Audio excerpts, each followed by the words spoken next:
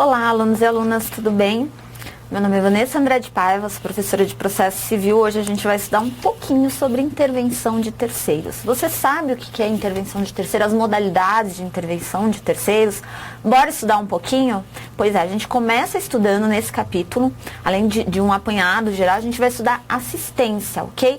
Uma das hipóteses de intervenção de terceiro, tanto assistência simples como assistência litisconsorcial. Bora lá então. Bom, primeira coisa que a gente tem que entender, o que é o terceiro? O que é partes e o que é um terceiro em um processo? Veja só, eu sou parte em um processo quando eu tenho legitimidade processual, legitimidade ativa, legitimidade passiva, para estar naquele processo compondo essa relação processual, certo? Bom, quem tem a legitimidade? Eu tenho a legitimidade para defender, em meu nome, direito próprio, tá? Isso é uma legitimidade ordinária, ok? Quando eu tenho uma legitimidade extraordinária? Quando, em nome alheio, em nome próprio, eu procuro defender direito de todos, direito alheio. Eu posso falar de um sindicato, por exemplo, né? Pessoa que vai até um sindicato, olha, ele trabalha ali, ele trabalha, por exemplo, numa fábrica e ele não está recebendo o adicional noturno, está aí trabalhando no período da madrugada, não tem recebido mas ele não quer ingressar contra a empresa. Então ele vai lá, procura o sindicato e faz essa notificação. O sindicato, em nome de todos aqueles que estão trabalhando, né, vão lá e ingressam com a ação própria junto ao Poder Judiciário, tá? Então nós temos aí a legitimidade extraordinária. Terceiro é o quê? Terceiro é aquele que não tem essa legitimidade, mas tem o interesse jurídico. Então ele quer que de alguma forma aquela lide se resolva a favor ou do autor ou do réu, tá? Então ele vai ingressar nesse processo, por quê? Ou ele vai ingressar, ou ele vai ser convocado para compor a lide, ok? Então, se eu estou falando de assistência hoje, o tópico é assistência, eu vou falar que ele vai ingressar nesse processo, ele vai dar a assistência. O próprio nome já diz tudo, eu vou dar assistência. A quem? Ao assistido, aquela parte que eu quero que vença esse processo. Ah, mas eu vou lá de feliz, eu vou lá, quero lá. Não, eu tenho que ter o interesse jurídico, ok? Eu tenho que ter esse interesse. Eu não tenho a legitimidade, mas eu tenho interesse, que de alguma forma aquela sentença vai me afetar, ok? Então, nós temos aí a intervenção voluntária e nós temos a intervenção forçada. Tá? A doutrina mesmo classifica esses dois tipos de intervenção. Quando eu tenho intervenção voluntária, veja só, eu como assistente, eu decido ingressar no processo. E quando eu tenho a intervenção forçada? Quando, por exemplo, eu sou chamada ao processo, ok? Eu sou chamada para compor aquele processo. Por quê? Porque nós temos vários tipos de intervenção de terceiro. O que a gente vai estudar hoje é apenas um desses tipos, tá? Uma dessas modalidades, tá? Então, eu tenho a assistência, eu tenho, veja só, quando a gente fala de desconsideração da personalidade jurídica, o incidente de desconsideração, é uma intervenção de terceiro também, certo? Mas a gente vai estudar hoje assistência. Começa no artigo 119 do Código de Processo Civil e esse tipo de assistência que a gente começa estudando é assistência simples, ok? E ela vem trazendo aí pra gente assim, ó, pendendo causas entre duas ou mais pessoas, o terceiro juridicamente interessado em que a sentença seja favorável a uma delas poderá intervir no processo para assisti-la. Aqui, no 119, é isso mesmo, é isso que eu acabei de explicar para vocês. Tem que ter um interesse jurídico e ele vai assisti-la, ok? Mas aí vem o parágrafo único e diz assim, ó, a assistência será admitida em qualquer procedimento em todos os graus de jurisdição, recebendo o assistente o processo no estado em que se encontre. Então veja só, eu tenho dois requisitos aqui que você tem que saber para sua prova. Primeiro, o assistente, ele tem interesse jurídico na lide. Segundo, ele pode ingressar em qualquer grau de jurisdição, tá? Por quê? Porque eu já vi questão falando assim, ó, o assistente pode ingressar até que seja prolatada a sentença. Não, ele pode ingressar em qualquer grau, inclusive em grau de recurso, tá bom? Então, esses dois quesitos eu quero que você decore, tá? 120 diz assim, ó, que não havendo impugnação no prazo de 15 dias, o pedido do assistente será deferido, salvo se for o caso de rejeição liminar. O juiz vê e entende que ele não tem ali interesse jurídico, então ele vai lá e rejeita liminarmente, mas via de regra esse pedido ele pode ser impugnado e o prazo de 15 dias. Se qualquer parte alegar que falta ao requerente interesse jurídico para intervir, o juiz decidirá o incidente sem suspensão do processo, tá? Então, aqui só para saber, não há suspensão do processo enquanto o juiz decide esse incidente. Aqui eu coloquei para vocês o quê? Assistência simples, 121 a 123, e para que vocês se lembrem, tem que haver interesse jurídico, ok? E em qualquer grau de jurisdição. Assistência litisconsorcial está no 124, mas a gente está falando da assistência simples ainda. Eu quero que vocês tenham o seguinte exemplo, para vocês poderem decorar, tá? Em uma relação entre locador e locatário, aquele locatário, ele sublocou aquele imóvel, tá?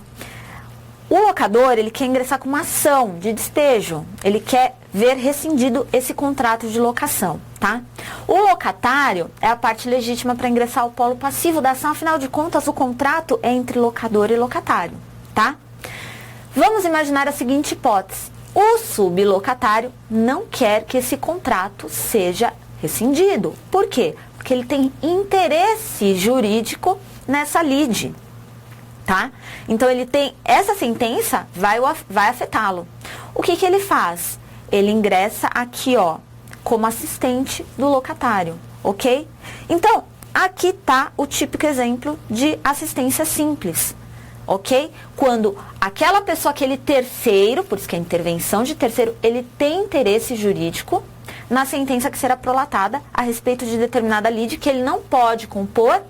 Por quê? Porque ele não tem a legitimidade processual, mas ele tem um interesse jurídico. Aqui está formada a assistência simples, ok? Vamos continuar então, com o exemplo fica muito mais simples da gente entender, né? Esse artigo 121, a gente tem que saber alguns detalhes dele. Vamos lá, se a gente for ler ele pura e simplesmente, fica até um pouco complicado. O assistente simples atuará como auxiliar da parte principal, exercerá os mesmos poderes e sujeitar-se-á aos mesmos ônus processuais que o assistido. Então, nós temos aqui duas nomenclaturas, o assistente e assistido, certo? Quando ele ingressa nessa relação jurídica, ele vai ser considerado como se parte fosse. Por quê? Porque ele tem os mesmos poderes, ou seja, eu coloquei aqui, ó, o assistente, ele não é parte, mas ele pode, por exemplo, produzir provas. Por quê? O assistente não é parte, gente. Terceiro nunca é parte da relação jurídica, tá? Ele é terceiro, tá? Mas ele tem os mesmos poderes, portanto, ele pode, por exemplo, produzir provas.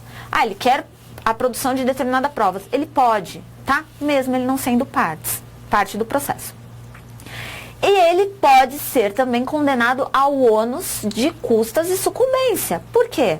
Porque, por força do artigo 121, ele não só tem os mesmos poderes, ele não só exercerá os mesmos poderes, como ele se sujeita também aos mesmos ônus que o assistido, ok? Então, nesse caso, se o assistido é condenado, ele pode vir a ser condenado também. O assistente é condenado junto, ok? E ainda vem o parágrafo único e diz o quê? Olha só, sendo revel ou de qualquer outro modo omisso o assistido, o assistente será considerado seu substituto processual. Ou seja, o assistido é revel, ele não pratica determinado ato, ou omisso de qualquer forma, tá? Ele deixa de praticar algum ato que lhe era imputado. O que acontece? Esse assistente é considerado seu substituto processual. Então, ele ingressa nessa relação processual como substituto do assistido, ok? Por quê? Porque ele pode praticar esses atos que o assistido deixou de fazer, ok? Vamos lá. O artigo 122, ele fala assim, ó.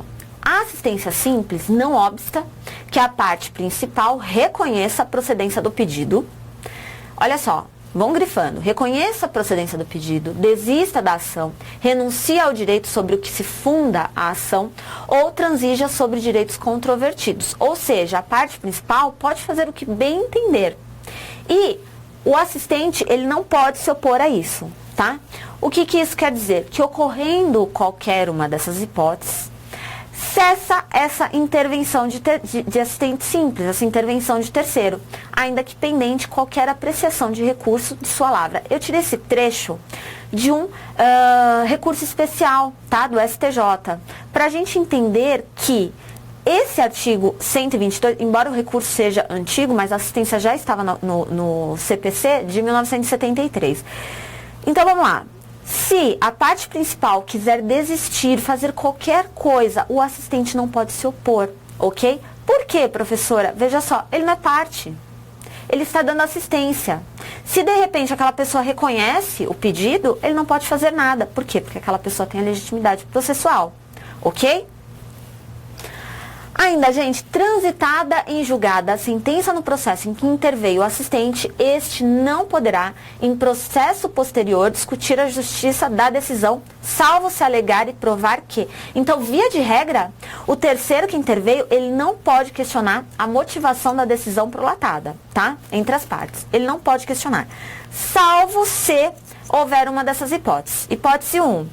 Pelo estado em que recebeu o processo ou pelas declarações e pelos atos do assistido, ele foi impedido de produzir provas suscetíveis de influenciar na sentença. Então, ele tem uma prova tão forte que, se ele tivesse apresentado, poderia influenciar na decisão final, na sentença final prolatada, ok? Então, se ele conseguir provar, olha só o que diz ali o final do caput do 123, salvo se alegar e provar. Não é só alegar, ele tem que fazer prova de que ele teria alguma prova tão consistente que seria alterado essa decisão final, ok? Ou 2, desconhecia a existência de alegações ou de provas das quais o assistido por dolo ou culpa não se valeu, tá? Então, ele desconhecia, tá, essas alegações ou essas provas que o assistido por dolo ou culpa, com intenção ou sem intenção, não se valeu. Certo? Então, são essas duas hipóteses que ele pode, então, modificar. Mas, via de regra, o que foi decidido ali, ele não pode, então, questionar essa motivação, tá? Ele não poder questionar essa motivação se chama justamente o quê? Pode cair na sua prova. Efeito de terceiro. Então, o efeito de terceiro é justamente esse artigo 123. Olha só, o terceiro que interveio como assistente simples não poderá questionar a motivação da decisão prolatada entre as partes. Isso é o efeito que corre para o terceiro. Por isso que às vezes vai cair na sua prova, a doutrina chama de efeito de intervenção. Efeito de intervenção, eu falei efeito de intervenção não, de terceiro não, de intervenção. É justamente isso, tá?